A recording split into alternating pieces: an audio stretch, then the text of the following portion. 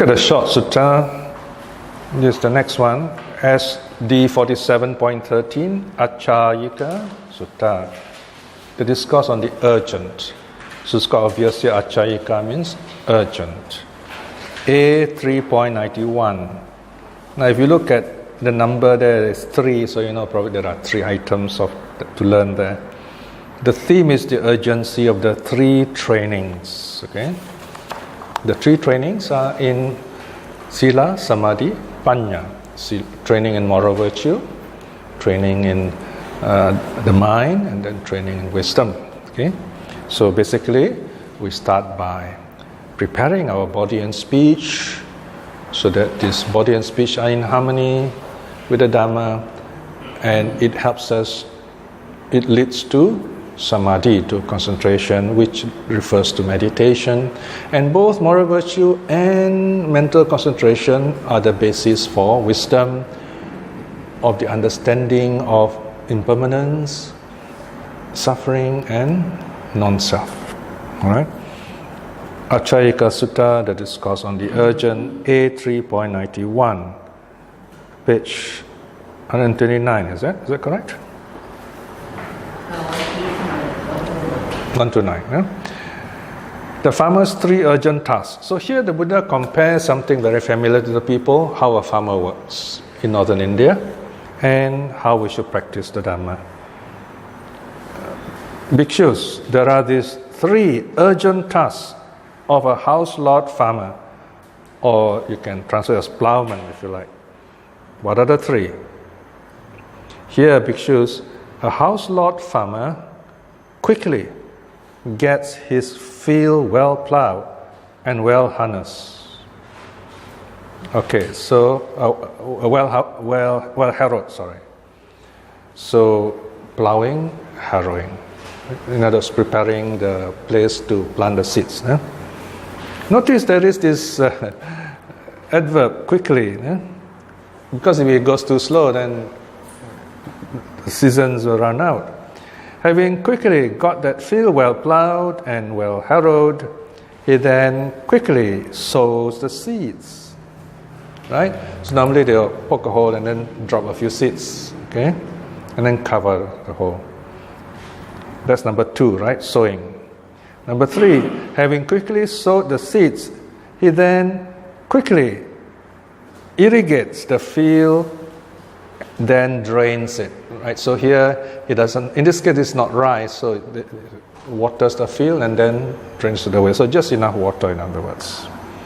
So these bhikshus are the urgent tasks of a household farmer, right? So there you are. A good farmer plows, sows, irrigates. Okay? Now bhikshus, that house lord farmer has neither magic nor power to do thus. Let my grain sprout today. Let my grain ear tomorrow. Let them ripen after tomorrow. Right?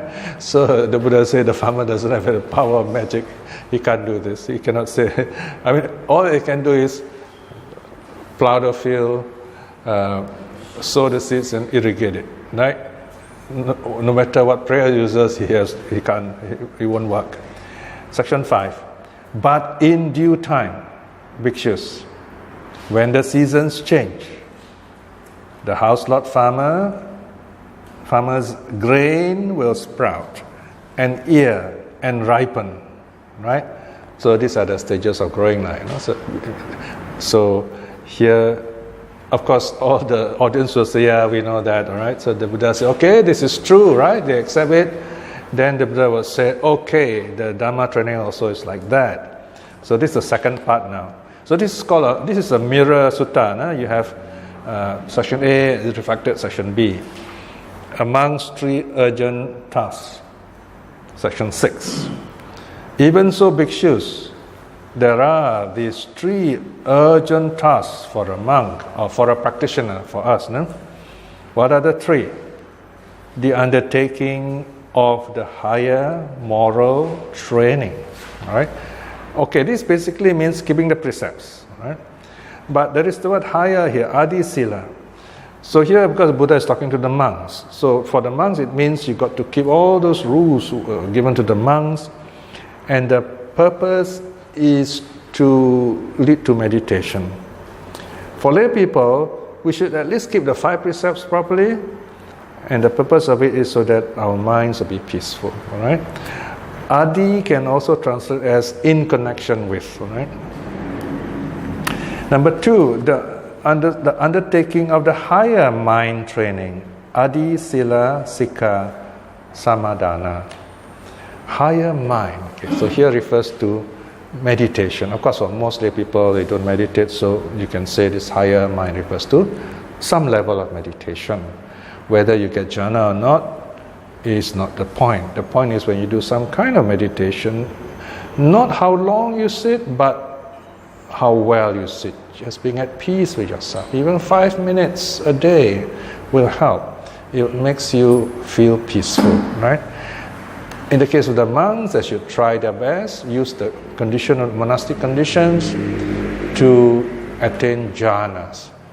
So if a monk is caught up with the internet, with Facebook, quarreling with lay people, arguing with lay people, carrying babies and taking photographs, even they may give good talks, but somehow their minds will not be really at peace, or they will lose that peace easily in time, or they will not progress. So this is the danger according to the suttas. So the higher mind training means of letting go, going away from the crowd. If you're a monk or a nana, you're getting closer to the crowd, there's something wrong there. Okay? The crowd can come to you, yes, and with compassion you teach them, but the crowd has to go back to where they come from. That is the meaning of renounced life. And then number 3, the undertaking of higher wisdom, Adipanya Sikha Samadhana. So here, higher wisdom is you see impermanence, you understand the significance of it, and then you lead your life in accordance with it. Okay? So these are the 3 trainings for lay people as well as for monastics. In other words, it's how refined, how deep you want to go into your practice. So notice, practice of Sila, Samadhi, Panya. Sila is like plowing the field, right? Samadhi is like sowing the seeds. And then wisdom is like irrigating the field. Okay? Then the Buddha continues. Notice that the mirroring is almost the same template of teaching is used again. Then the Buddha continues at section 9. But, section 8 rather. Now bhikshus, that monk, that's you and I, has neither magic nor power to do thus. Let my mind be free from the influxes through non-clinging today, or tomorrow, or after tomorrow. Right? So you cannot tell your mind, I'm going to get enlightened tomorrow. Okay? But in due time, bhikshus, on account of his higher moral training, on account of his higher mind training, notice 2 is, and on account of his higher wisdom training too. So they kind of work together, all right? The mind will be free of the influxes through non-clinging. Non-clinging, another word for renunciation. Therefore, bhikshus, you should train yourself thus. Okay, this last part is special. Yeah?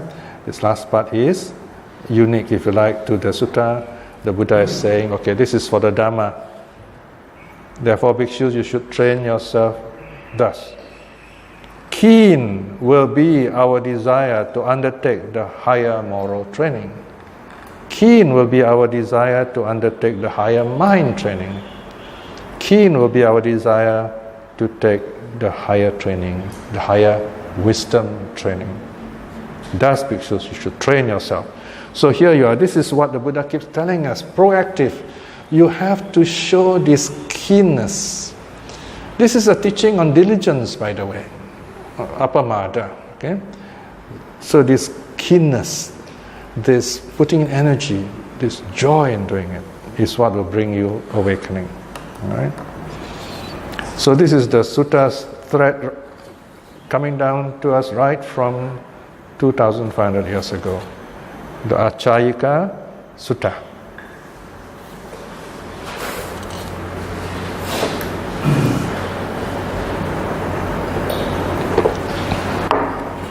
Okay, so any feedback or questions? Oh, yes. Recently in a newspaper, there's this Japanese nun brought in often to Singapore and treatment. So she runs an orphanage and there's many children under the world. So what's the comment on this? Okay, now this is quite tricky. No? In terms of early Buddhism, it's definitely no. Because monks and nuns are supposed to be renounced. Eh? So I can't think of any orphanage in Thailand, for example. But I think Sri Lanka they do have. But then there's a case where they arrested a monk for child abuse. Yeah, in Sri Lanka. So you have this kind of problems. Eh? Mahayana, I can't really say much because most of them don't keep to the rules of early Buddhism. So it's a different order altogether. It's a different religion altogether from early Buddhism. So I suppose it's up to them. Okay. But if you really want to do it properly, you can have, let's say, a committee of monks and nuns, but lay people are the ones doing all the legwork. They are the ones actually doing the organizing and everything. And occasionally the monks and nuns will come, teach them, show their presence. That would be proper. But for monks and nuns to become surrogate parents, that would be spiritually wrong. Because it's like you want to have children without the responsibility of a family. Right? Or you want to have a family without responsibility of a family. So it's very confusing. All right? But unfortunately, it happens. You see? So you can imagine what kind of children. So what kind of children will they become when they grow up? Okay? We have to be careful how we present Buddhism. Even those temporary ordinations, you know. I was a very young monk those years, and in the big vihara in Kuala Lumpur, Malaysia, they decided to follow the Thai style of temporary ordination. And of course, I thought, well, okay, it's a great idea. You get these young people to become monks for a short while, just a month or a couple of months. And those days, of course, I was still young, so I didn't look so formidable or dangerous to all these powerful monks. So they asked me, say, can you give a talk to these young monks? I said, oh, gladly. What else can I talk about to these young monks other than Vinaya? So I told them, I said, you are monks now, and the monks follow Vinaya rules. And this is what the Vinaya is about. And I thought the chief high priest would be very happy. The feedback I got was just the opposite. In fact, I can still remember his words very clearly in my mind. He called him up and he says, Pierre Silo, if you go on talking about Vinaya to these monks, these young monks, they will never become monks. Then in my mind I said, I do not know how to reply this kind of statement, you know. If you talk about Vinaya to these young monks, they won't become monks. I said, wow, you know, we are living by different rules already. So from then, I had this struggle, you know. I'm in the wrong place. So this is one of the reasons why in the end, I told myself I have to work on my own. Because we are living in different worlds, unfortunately. And this is something very difficult for me because people tend to adore power, they adore holiness without examining what really is going on. So I think we should examine very carefully what really is, what is right, what is wrong, so that you have a very proper social structure, social work, social organization, social maturity is very important. Otherwise, we're just serving these foreign missions, we're just making the monks and nuns rich. And these foreigners just come here because they say, oh, these local people are full of faith, they will donate. You look for the rich people to be your sponsor, go to university and then start your own temple somewhere overseas. But that's not what Buddhism is about. So, this is something we need to think about carefully, all right? All right, any other feedback or? Yes. Yeah, I have a question on wisdom. When you talk about wisdom training, how does one train to get wisdom? Okay. Wisdom is not something that you can. Yeah, so you have two aspects. One is the training, the other is the result. Okay. Of course, here, notice in the case of the 3 trainings, you have some kind of minimal moral virtue. You follow basically the precepts. Try your best. We're not saying you are pure like a monk, but you try your best. And then if something's wrong, that you reflect. Okay, why did I break this precept? What happened? Now that's the wisdom training. Okay, why did I break this precept? What happens when I break this precept? How can I strengthen myself so that I will cut down breaking this precept? Right, that's step by step. It's always step by step, is it? So that's the wisdom aspect. So wisdom is not a category by itself. All these 3, they intermingle. They help each other. Only the stress is different. Okay, so because all these things are learning process. They're telling you where you can strengthen yourself, how you can have that totally peaceful mind. See? Then meditation. Okay, so you reflect on impermanence. You find, you can do so far, but then after that you find you're stuck. Then you find, there's something else I need to do. I don't enjoy my meditation. That means there's no joy in it. So you got to maybe go to a happy place, a quiet place, beautiful nature. Some of these natural places are very beautiful. When you go there, you have this natural happy feeling. Not like the kind of feeling you get when you go to Orchard Road. If you go to Orchard Road, the feeling you want to buy things, right? You know, you go to a supermarket, they place certain things very strategically, you know.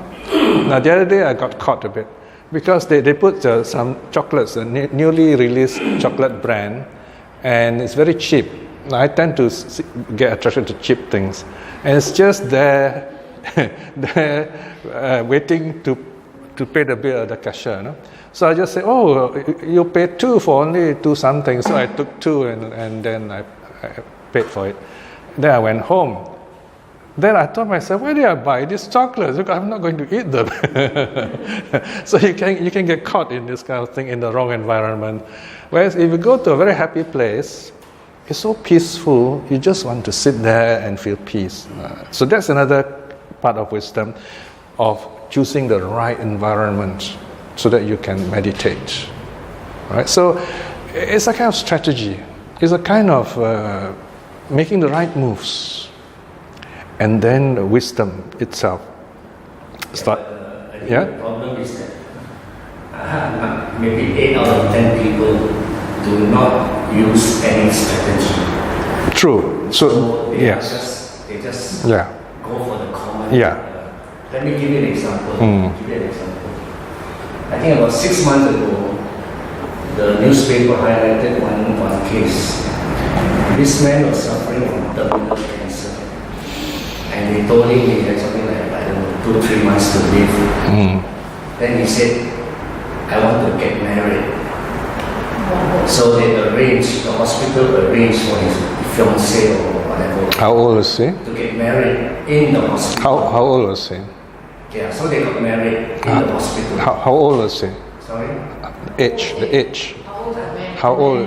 Yeah. Man. How old was he? About 60 Oh, plus. quite old. And All the right. woman was about 50 something. Okay. So anyway, what the Straits Times highlighted was, he gave her happiness. because and then she also gave him happiness and she made a huge sacrifice to marry him, knowing that he was going to die soon. But to me, that is stupidity. Pardon my sense. Because when a terminally ill man of that age marries a woman who was previously single, her life is gone. Yeah. Okay, so now we have to be. Now these newspaper items, the question, there are many ways of looking at this. Of course, you look at the Sutta's point of view. How do I see this with loving kindness? That's one way you can respond. Another way is, you have pros and cons, but the first thing we should ask ourselves is that I'm not this person, so I don't know how this woman thinks. What does it serve to go and get married? Yeah. No, I think we got to ask this woman why she feels that way. I'm sure she's making some kind of sacrifice. There are other things involved we don't know about. So I think we should ask her. And then there's something to learn there. Now that's wisdom. Okay? There might be something she might say, they say, that is, I never thought of it that way. See, we don't know. So here I would say, give it the benefit of the doubt. Yeah, it is true. We say, such a waste and so on. Because these are very personal cases, so it's not easy to judge, Yeah, so I would keep it open. As I said, I would maybe ask the woman, why do you do this? It's such a big sacrifice you're making, Yeah, but I'm making the general assumption that most people do not go into that level. Oh, no, yeah. You cannot generalize. No. We cannot take the specific as the general, you see? So that's another wrong categorization, we say, right, in logic.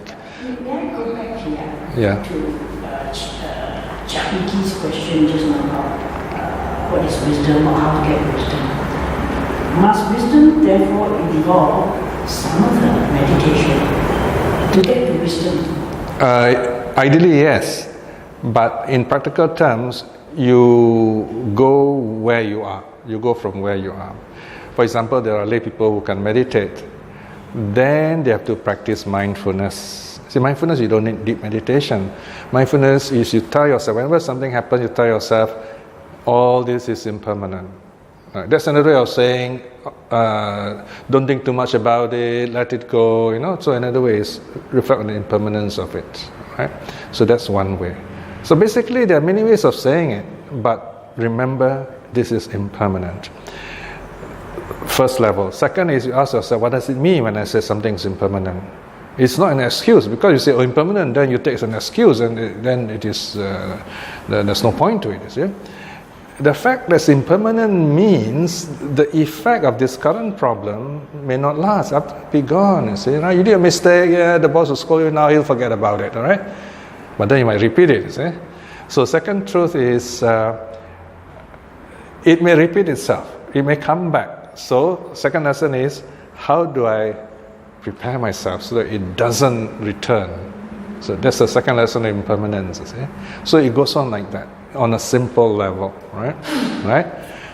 Now, on a Dhamma level, we see everything changing. As you walk to the garden and say, we had this beautiful tree last time, now it's gone, And then you say, all these creatures there also die. So you feel a sense of sadness. So you begin to value life, right? You're not saying, I need to plant another tree. That's not the point, okay? It's just that you reflect that way, okay? And then the next time you have a chance, you keep a tree. So for example, I've been looking and I said, wow, the other side behind you have many tall trees, I asked myself, wow, look at these trees, are so tall and they're on a high level. What if they fall on the next house? So the owner has to be more circumspect and make sure the trees are well trimmed and so on. So you begin to reflect on everything in a kind of in a connected way, and then you ask, what can I do about this? What shall I do about this? Right. So impermanence is things change. You have this chance to affect change. You have a chance to make use of the change, and the change also gives you an opportunity to better yourself. So there's no hope is lost there, in other words. So it's a teaching of hope also, impermanence. So that's wisdom. Because then you live without worry, with less stress and so on. Okay? Anything else? Isn't it one of the ways is to read the suttas? Of course. Yes. Wisdom? Especially if you're a teacher, you have a lot of time, I think it's good to strengthen our mind so that when whatever happens around the world, we can see more clearly what's going on. Okay? So we don't use our old learning, we use the sutta learning to see things in perspective. Okay? Anything else? Yeah. Someone mentioned joy as a prerequisite for meditation. Catalyst will be better. Yeah. It's easy when we're healthy, but how do we maintain that joy when we are in pain? Or when someone is sick, huh? Okay, pain, nature of pain. Pain is not an ongoing lump of experience, Pain is on, off, on, off, on, off. That's how we notice it, the pain. Pain, no pain. Pain, no pain. That's how the mental process of how we experience pain. Right? And now the scientists are discovering all this. So in other words, you have the bodily experience of pain and you have the mental appreciation or whatever, mental assessment of that pain. All right? Physical pain is physical. In that sense, it is finite, if you like, to put it one way. In a sense, it's fixed. That's all. Physical pain, body pain, right? Mental pain can be infinite. People can think about it and start repeating stories to you every time you meet them, right? They're always angry about it. That is not very wise, you see? So that's why the Buddha tells us the teaching of the two arrows. He says the Arhat feels pain, is shot by one arrow. Whereas someone who's not awakened, he's shot by one arrow, and he's shot by a second arrow at the same spot. So the mind also, it keeps thinking about it, he feels angry about it. That is the suffering. So our heart falls down and says, pain, this is painful. He gets up. He doesn't scold the floor. He doesn't try to find fault with anyone. But someone else falls, he gets angry. He says, who is the one who did this? He tries to look for someone to blame, you see. Right? So, if someone in pain, they should reflect on the nature of feeling, on pain. Right? That this is pain, and then notice it rising, falling. So notice pain as it is, without commenting on the pain, without owning the pain. Right? So this is where I use a simple colloquial answer. I say, don't own the pain. That means don't use I, me, mine. Don't say, oh, I'm suffering, this is my pain. Then it becomes worse. And that's very true, because I was terribly afraid of the dentist, and they are pulling out my wisdom tooth, So I told myself, I better prepare myself, practice letting go. Pain. So the dentist started pulling. I said, okay, pain. So of course you can still feel the pain, but it's just there in the tooth. You don't think about it. It's not as bad. And then again, when you go for your health check, these people, they got to poke this needle. I'm scared of that too, so I won't look there. I just say, okay, let's think about something nice, think of happy people. So you direct your mind to some other more suitable subject or objects. So even when a person is sick, the person can think of other happy things, do loving kindness, for example. Right? So even during sickness, you can still meditate. So either do meditation on feeling, which includes pain, or so-called vipassana, or do metta. Then you find it's more tolerable, and that's how the joy aspect helps you to move on in your meditation. So, and then you find, because you do this, you heal faster also. Because doctors now will tell you, some people, they are sick, and then they worry. In fact, they purposely get more sick. They don't want to go home. There's no one taking care of them at home. So if they remain sick, they stay in the hospital, they got all the nurses, and everything is prepared for you, And they found there are cases like that. So this is how we adjust our lives in terms of practice of joy. Okay? Anything else? All right, so we end here then. Right. We've come to the end of another sutta study. And you find that whenever we study the sutta, there's always this like a window opening, and you look out and you see new things, you see new challenges even, and discover new things about yourself, new strategies, and even new wisdom. The suttas help us to experience all this. And this is a very wonderful way of looking at the suttas. It's very good karma. By the power of such karma, may we be blessed with good health, with the energy, the wisdom and the courage to at least aspire to stream winning in this life itself. By this same goodness, may our loved ones and families be well and happy.